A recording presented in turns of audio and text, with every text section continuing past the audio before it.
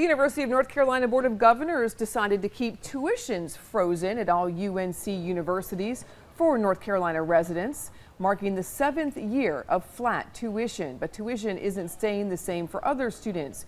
UNC Wilmington requested a 5.5% increase for resident graduate students and all non-resident students. That means an increase of $260 for resident graduates and more than $1,000 for non-resident undergraduates and graduates. An increase in mandatory fees at UNCW of nearly $80 will still impact all of the students.